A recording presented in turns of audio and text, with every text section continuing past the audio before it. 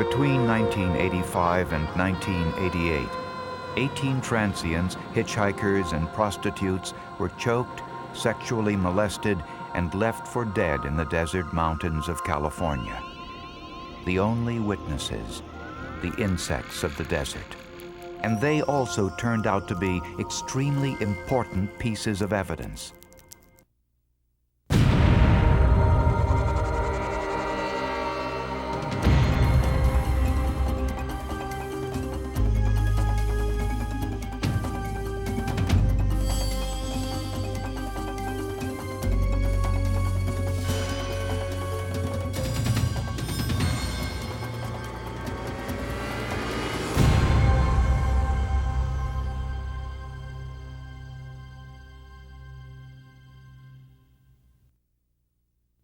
The women who had been choked, unconscious, and sexually molested were all dumped and left for dead in the high desert mountains near San Diego, California.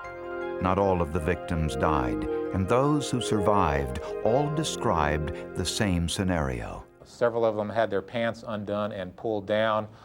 Bras were moved up, exposing their breasts. One lady had a nipple ring removed. So we thought there had been some sort of sexual activity, but because they were unconscious, we had no proof of it. Betty Bass was one of the victims. Nice seeing you too, love. Bye-bye. She's had a history of mental problems and is currently homeless. But she can vividly recall the night 8 years ago when she accepted a ride from a stranger. After leaving this motel on El Cajon Boulevard, she looked for a ride going towards Ramona, California. A man in a silver car pulled up and offered to take her part way. I can take you as far as El Centro. Good enough. He had a clean car, so I thought, you know, that's a pretty good guy, pretty nice guy, you know. I just thought he was okay. As they drove over the mountains, the driver said he needed to pull off the highway to take a bathroom break.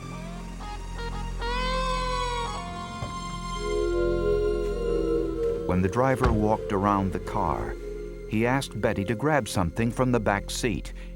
As she did, he wrapped his arm around her neck and choked her. The last thing she remembers was losing consciousness. When she woke up, she walked up this hill looking for help. So I walked and I walked and I walked. Well, I finally crawled over this fence. I crawled to the other side of the street. Some family came by and put me in their motorhome and aided me up a little bit, and then they took me to the hospital. The scene of the attack is right here in the dirt, right by this little knoll.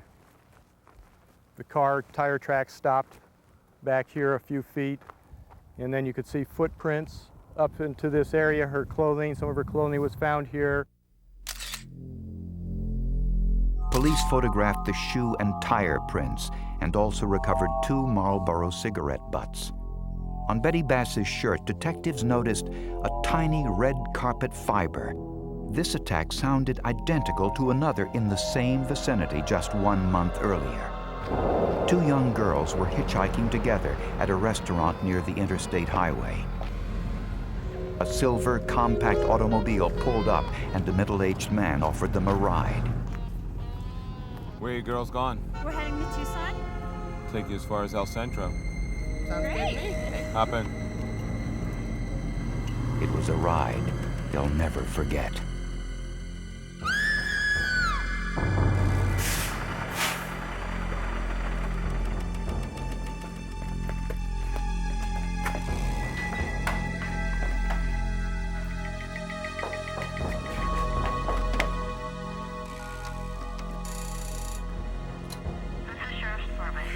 It was my friend.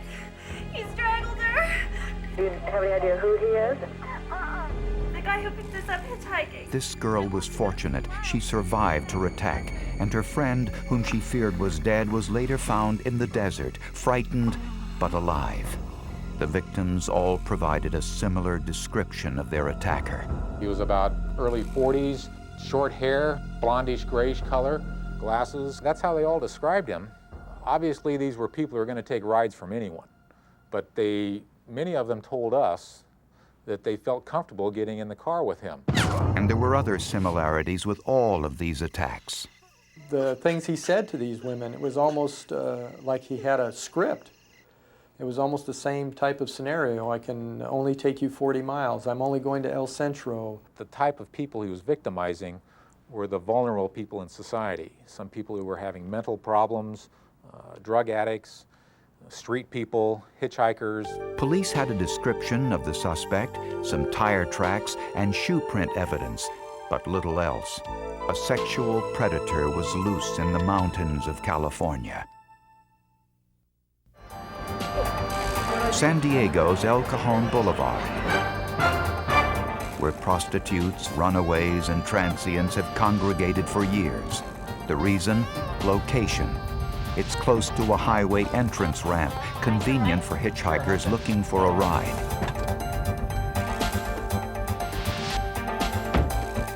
And it was here where many of the victims were picked up. We had a series of live victims, and we also had dead victims out there who we thought were part of the pattern. We had what we thought was a pretty consistent pattern, common footprints, common tire tracks, same type of victims being victimized, and certainly the same area where they're being picked up and dumped. When detectives were called to Sheepshead Mountain on July 21, 1988, they feared another in the series of choke and dump cases. This time, the victim was dead and nude from the waist down. She was found laying on the road here. This was more dug out at the time. The graders come in here every so often, and she was more in the ditch type of thing. The victim had been dead for quite some time. Her skin was brown and blistered from the sun. Her legs and feet were covered with blood. It appeared the victim was alive before falling into the ditch because impressions of her arms flailing were found in the dirt. Detectives noticed a blood trail and her bare footprints leading almost a mile up the mountain. At the top of the mountain, detectives found a pair of shoes, some clothing, 2 sets of footprints, and signs of a struggle. The footprints led detectives to a parking area where they noticed a tire track. It looked as if a car had turned around before leaving the scene. The victim's bare footprints led from the clearing into the brush.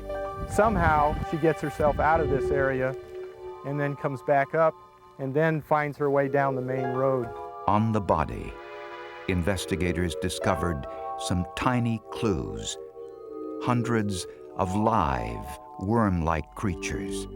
They were carefully collected and preserved, then taken to the forensics lab for analysis.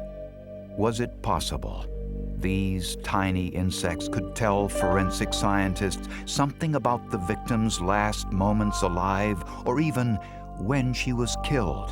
The autopsy revealed that the victim had probably been choked, but strangulation wasn't the cause of death. The cause of death was actually a laceration of the vagina.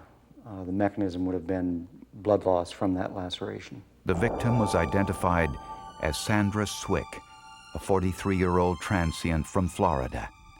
Swick's body was found in the same general vicinity as many of the other choke and dump victims. All were found the same distance from the interstate highway, usually near a V in the road where the attacker could park without being seen by others. Detectives still didn't have a suspect, but 3 months after Swick's murder, detectives got an unexpected break.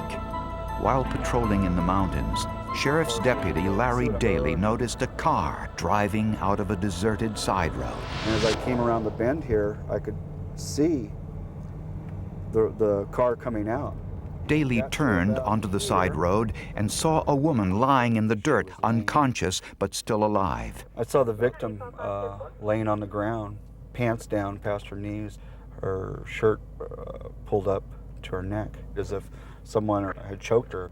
Daly immediately called for an ambulance and put out a description of the car he saw driving from the scene. After 3 years of frustration, could this be the break investigators were hoping for? After finding the body of an unconscious woman in the desert, Sheriff's Deputy Larry Daly rushed to his vehicle and called for help. I also called out the description of the vehicle that I saw coming down the road towards me. A short time later, this silver Honda was stopped by an officer who heard the call. What I wanted to see was I wanted to see a monster. I wanted to see this monstrous man, maybe someone with 3 arms, who came out and was abducting women and strangling them. The driver was 41-year-old Ronald Porter, an automotive mechanic with a history of sexual offenses. The woman found unconscious in the desert survived her attack and was able to identify Porter as her attacker. Porter confessed to the attack, but would not admit to any of the other attacks over the past 3 years. Investigators believed Porter was responsible, and they also suspected that Porter had murdered Sandra Swick 3 months earlier. To find out if all these crimes were the work of one individual, San Diego authorities sought help from the FBI and their unit, which specializes in studying serial murderers. That another offender would choose to abduct the same type of victim, bring it to the same type of location, do the same types of acts with them in the same locations, almost exact locations. It became pretty evident to us that the probabilities favored it being one person. Larry Ankrum identified the remote desert dump sites as the signature element of all of the crimes. The attacker invested lots of time and effort into finding these remote locations. Another signature element was the type of women he chose. He's making an assessment before he decides he's going to go ahead and ask her if she needs a ride. And when he's made that initial impression, then once he's decided, yeah, I can control this victim, then she gets in the car, and then it becomes somewhat of a game with him to get her where he wants to go. The FBI was convinced that all of these crimes were indeed the work of the same individual. The next step was for San Diego authorities to prove that Ronald Porter committed these crimes. The carpet fibers in Porter's car were microscopically similar to the red carpet fiber found on the blouse of Betty Bass.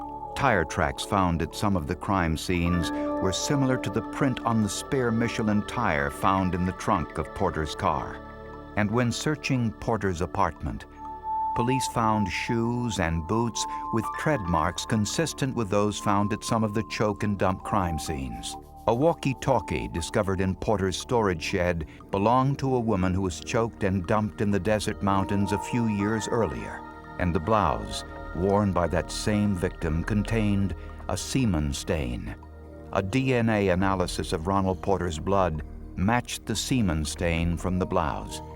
But despite all of this evidence, prosecutors faced a major legal problem. By the time police arrested Ronald Porter, the statute of limitations on most of these assault cases had run out. If prosecutors were going to send Porter to jail for any length of time, it would have to be for the murder of Sandra Swick. But the Swick murder was their weakest case. Investigators found no semen, no blood, no hair or clothing fibers which could link Ronald Porter to the Swick crime scene. A tire track found at the Sandra Swick attack site was too faint for analysis. However, some of the tennis shoe prints found at the Swick crime scene were similar to a pair of tennis shoes found in Ronald Porter's apartment.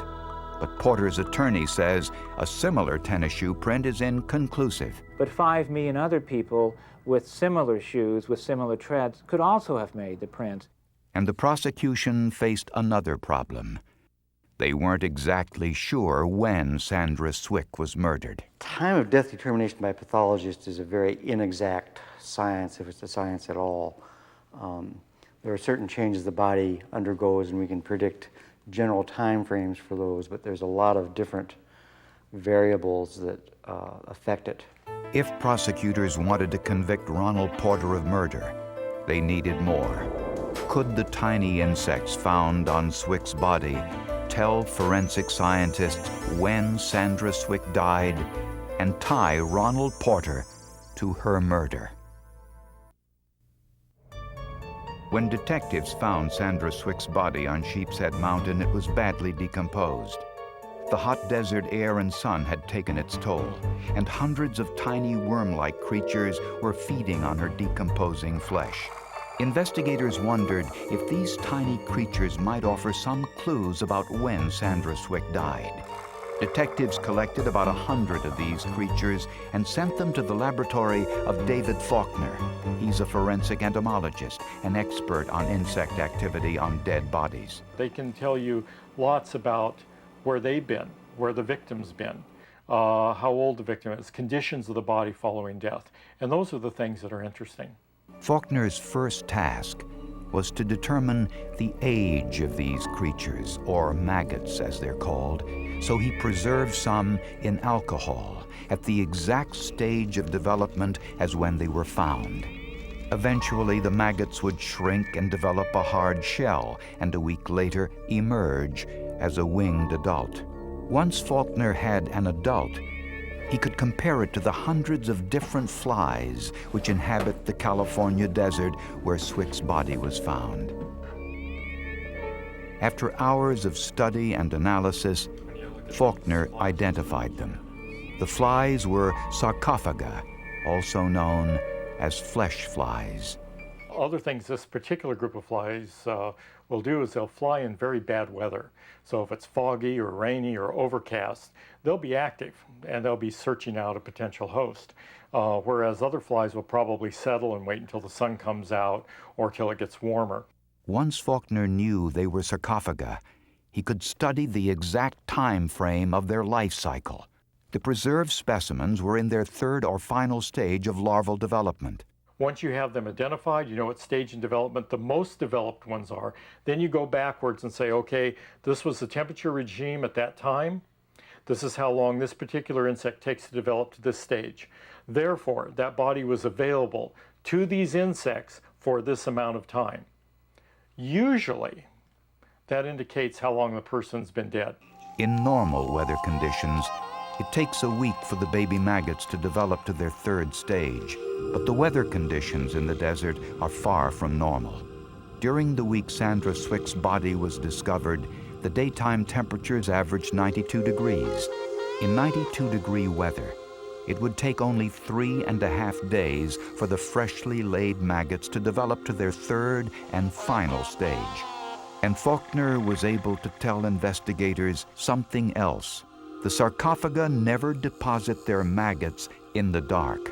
They only do so in daylight. I'm going to Florida. This meant that Sandra Swick was still alive when the sun set on Sunday evening, July 17th. But she was dead by daybreak on Monday morning, July 18th. At the first sign of light, these flesh flies were attracted to the chemical scent of Swick's decomposing flesh and immediately laid their maggots. The maggots would not have been as developed if she had been alive longer. If she had been alive Monday afternoon, Monday evening, there's no way that these flies under those temperature conditions could have developed to that stage.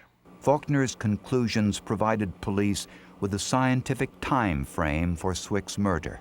Now, detectives could investigate Ronald Porter's whereabouts during the time of Swick's death. Porter worked as a mechanic at this automotive chain store. When his timesheets were subpoenaed, they revealed he was not at work on Sunday, July 17th. In addition, Porter provided no alibi regarding his whereabouts on that day. And it matched up. We had a time period where Ron Porter was available to drive from north part of the county down to pick up Sandra Swick and transport her to East County.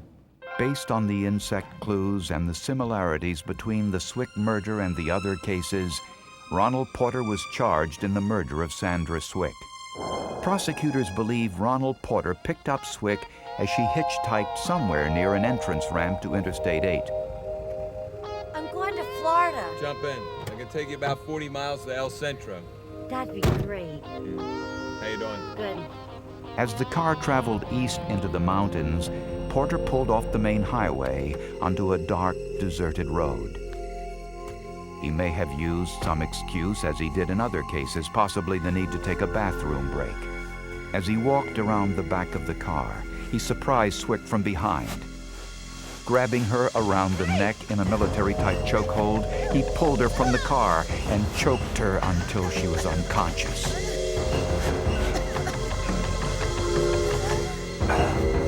He threw her to the ground, removed her clothes, and sexually assaulted her with his hand.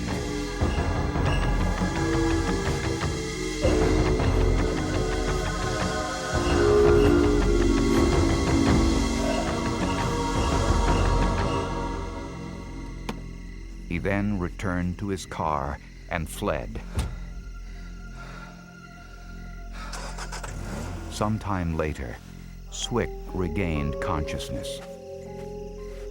Dizzy, disoriented, and bleeding heavily from the attack, Swick walked barefoot down the dark, deserted road, walking almost a mile before collapsing. The blood trail was almost 1 mile long, and she bled to death from lacerations suffered during the assault. Her death had to be a tough one. Very difficult, long, dying process that she went through. And the insect clues were able to provide detectives with the time of death, something they were unable to determine by any other means. Find the defendant, Ronald Elliott Porter, guilty of the crime of murder. Ronald Porter was convicted of second-degree murder in the death of Sandra Swick and was sentenced to 28 years to life in prison. Ronald Porter continues to maintain his innocence.